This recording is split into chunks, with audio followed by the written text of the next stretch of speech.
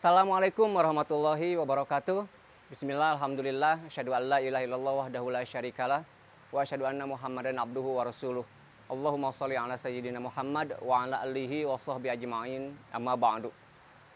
Alhamdulillahirabbil alamin, bersyukur kepada Allah Subhanahu wa taala kita bisa bertemu lagi di pertemuan kali ini. Insyaallah Allah Subhanahu wa taala senantiasa menurunkan rahmatnya, maghfirahnya, dan tentu saja kita semua senantiasa ada dalam keridhaannya. Amin ya Allah ya rabbal alamin. Di pertemuan kali ini, insya Allah Pares akan melanjutkan bahasannya kemarin. Ada yang masih ingat kemarin membahas apa? Ya, tepat sekali. Kemarin kita membahas mengenai tips-tips bagaimana agar belajar senantiasa dimudahkan oleh Allah Subhanahu wa taala dan mendapatkan berbagai macam kebaikan, diantaranya adalah ilmu yang bermanfaat. Tipsnya adalah yang pertama mengamalkan sholat duha, dan yang kedua senantiasa bertadarus Al-Quran melalui program tahfidz yang insya Allah akan diselenggarakan di SMK Al-Wafa.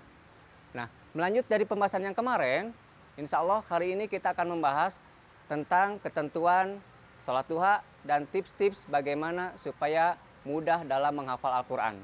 Oke, kita masuk ke pembahasan yang pertama. Mengenai sholat duha, sebagaimana kemarin kita uraikan, ada berbagai macam keutamaan. Yang kemarin Bapak sampaikan cuma 3 ya, tapi tentu saja masih banyak keutamaan, silahkan kalian cari sendiri. Bisa juga kalian bertanya-tanya kepada ustadz-ustadz di daerah setempat kalian, atau mungkin bisa juga kalian searching-searching. Insya Allah sudah ada banyak kajian yang membahas mengenai keutamaan sholat duha. Nah, mengenai sholat duha, kapan dilaksanakannya sholat duha? Sholat duha dilaksanakan adalah berbagai macam ulama berpendapat bahwa 20 menit setelah matahari terbit, atau ada juga yang mengatakan 15 menit setelah matahari terbit. Sampai kapan? Sampai 30 menit sebelum adzan zuhur. Atau ada juga yang berpendapat 15 menit sebelum adzan zuhur. Jadi kita tarik kesimpulan bahwa sholat duha bisa dilaksanakan 20 menit setelah matahari terbit sampai jeda waktunya yaitu 30 menit sebelum sholat duhur dimulai. Nah, berapa rakaat kita melaksanakan sholat duha? Tentu saja bisa 2 rakaat minimalnya atau maksimalnya 12 rakaat. Itu yang paling utama. Tetapi banyak yang berpendapat bahwa 4 rakaat pun itu sudah mendapatkan banyak keutamaan, apalagi 14 rakaat. Jadi mudah-mudahan kalian semua semangat untuk melaksanakan sholat duha. Nah, bagaimana tentang tata cara pelaksanaannya? Sholat duha pelaksanaannya sama dengan sholat fardu pada umumnya, yaitu dilaksanakan terutamanya adalah harus suci dari hadas, baik itu hadas besar maupun hadas kecil. Otomatis harus wudhu terlebih dahulu, sebagaimana wudhu akan melaksanakan sholat fardu. Dan untuk misalkan ketentuan yang lainnya, rukun-rukun yang lainnya itu sama dengan sholat fardu pada umumnya. Diawali dari takbiratul ihram, membaca Al-Fatihah, termasuk juga sunatnya itu membaca surat pilihan atau surat pendek atau surat yang sudah dikuasai, ruku, sujud, duduk di antara 2 sujud, yang terakhir diakhiri dengan tasahud akhir dan salam. Sama seperti sholat fardu pada umumnya, hanya saja yang membedakan adalah waktu pelaksanaan dan niatnya. Nah, diantaranya setelah melaksanakan sholat duha, ada doa khusus, yaitu doa sholat duha. Ya, kalian bisa searching sendiri, atau insya Allah mungkin kalian pasti sudah hafal kan doa sholat duha.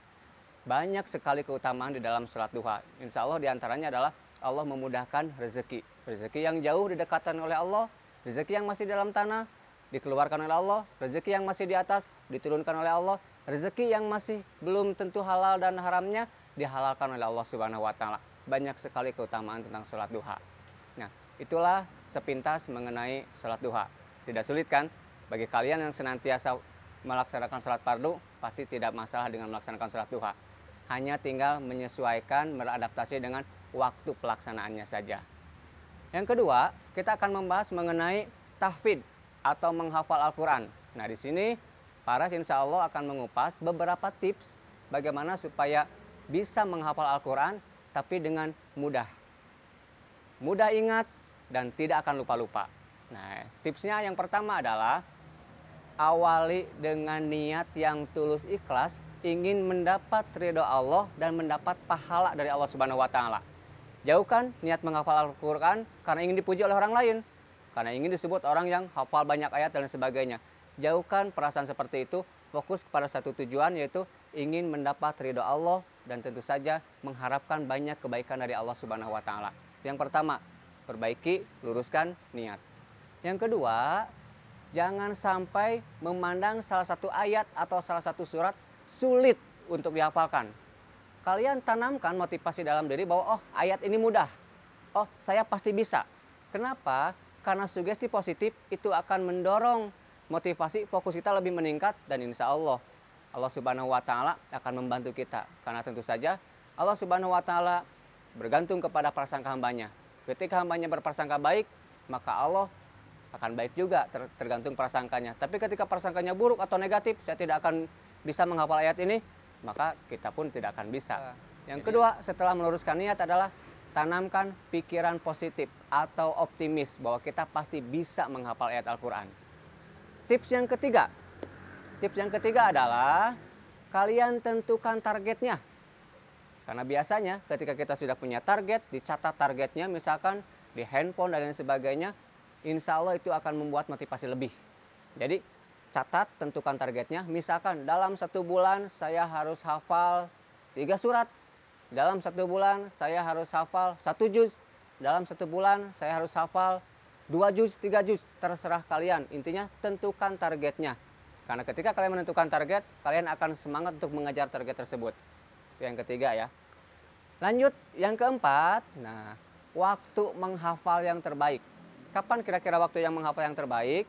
Waktu yang menghafal terbaik yang pertama adalah setelah sholat subuh. Yang kedua setelah sholat asar. Jadi ba'da subuh, ba'da asar. Itu waktu menghafal yang terbaik. Tips selanjutnya, setelah kalian menentukan waktu menghafal, maka kalian harus mampu menentukan waktu murojaah.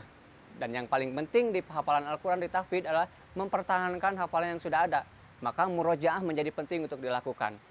Kalau kalian menentukan waktu ba'da subuh dan waktu ba'da asar untuk menghafal atau menambah ayat, maka di luar waktu itu, misalkan ba'da maghrib, ba'da isya, ba'da duhur, itu adalah waktu untuk kalian murojaah.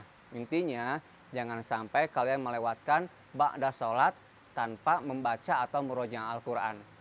Ba'da subuh, tambah ayat. Ba'da duhur, murojaah ayat yang tadi dihafal di subuh. Ba'da asar, tambah ayat lagi.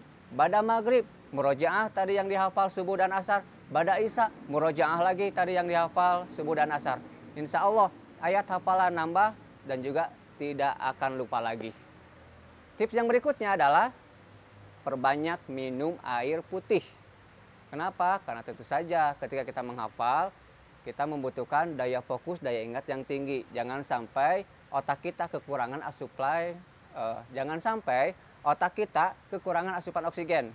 Karena dengan minum air putih, maka asupan oksigen menjadi lancar ke dalam peredaran darah ke otak. Jadi, perbanyak minum air putih. Tips yang selanjutnya adalah jangan banyak begadang. Jangan sampai tidur terlalu malam. Karena tentu saja itu akan membuyarkan fokus kita dan stamina kita pun akan menjadi lemah. Fokus kita pun akan menjadi terhambat. Tips yang terakhir adalah, ini yang paling penting ya. Tips yang terakhir, jaga sikap dan perbuatan. Ucapan, perbuatan harus dijaga. Jangan sampai lisan kita, karena lisan penghafal Al-Quran adalah mencerminkan Al-Quran. Lisannya harus dijaga, perbuatan kita pun harus dijaga. Jauhkan dari perbuatan-perbuatan maksiat.